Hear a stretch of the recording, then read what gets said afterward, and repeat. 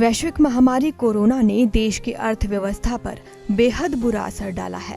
खास तौर पर जो छोटे उद्योग धंधे हैं वो कोरोना के कारण हुए लॉकडाउन के बाद बंद होने की कगार पर आ गए हैं। कोरोना के चलते हुए लॉकडाउन के बाद राजधानी दिल्ली में चल रहे सूक्ष्म लघु उद्योगों पर क्या कुछ असर पड़ा और अब जब स्थिति धीरे धीरे सामान्य हो रही है तो क्या कुछ व्यवस्था है, इसको लेकर ईटीवी भारत की टीम ओखला इंडस्ट्रियल एरिया में मौजूद फ्लैटेड फैक्ट्री में पहुंची, जहां पर एक्सपोर्ट और अलग अलग गाड़ियों के पार्ट्स आदि से लेकर प्लास्टिक का कई सामान बनाने वाली छोटी छोटी फैक्ट्रियां सालों से चल रही हैं।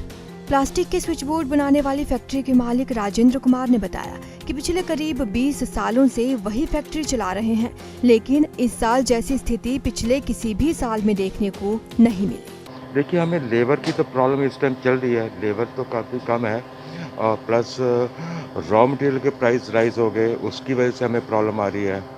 प्लास्टिक के और मेटल के उससे ज़्यादा हमें मेजर प्रॉब्लम आ रही है, जिसकी वजह से हम लोग अपने ऑर्डर कंप्लीट नहीं कर पा रहे ड्यू टू प्राइस राइज की वजह से।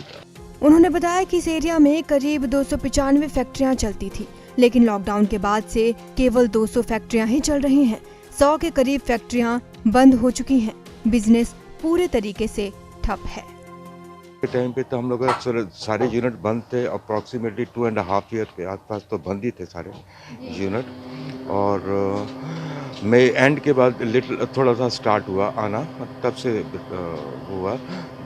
स्टार्टिंग में बिजनेस थोड़ा स्लो था, धीरे धीरे करके वो हुआ और अभी भी इतना अच्छा नहीं है ड्यू टू ये।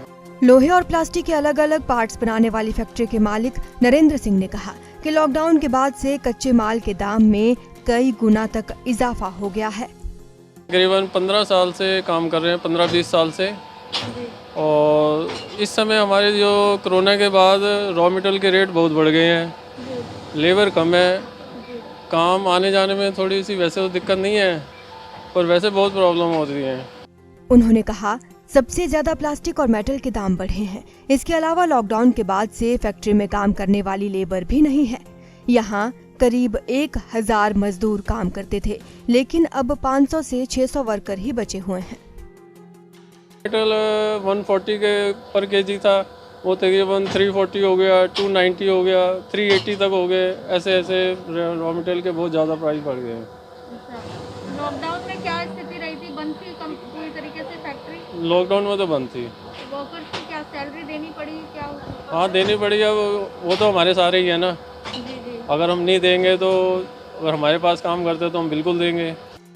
फैक्ट्री में काम करने वाले मजदूरों ने कहा कि लॉकडाउन के बाद जब फैक्ट्री खुली तो आने जाने में काफी दिक्कत हुई। वहीं लॉकडाउन के चलते काम पूरे तरीके से बंद हो गया था। घर चलाने के लिए काफी मुश्किल हो रही थी। ऐसे में परिवार को लेकर गांव जाना पड़ा। अब वो वापस आए हैं, लेकिन काम नहीं मिल पा रहा। कोरोना में तो यहाँ तो कोई आना जाना बिल्कुल बंद था, कुछ काम बिल्कुल कंपनी बंद पड़े थे जी। अभी क्या हालात हैं? अभी तो कुछ सुधार है जी, काम सही चल रहा है। इस महीने 2 महीने से काम स्टार्ट हुए हैं। लॉकडाउन में तो हमारी बंद थी, सैलरी में हमें 1 भी रुपया नहीं मिला है।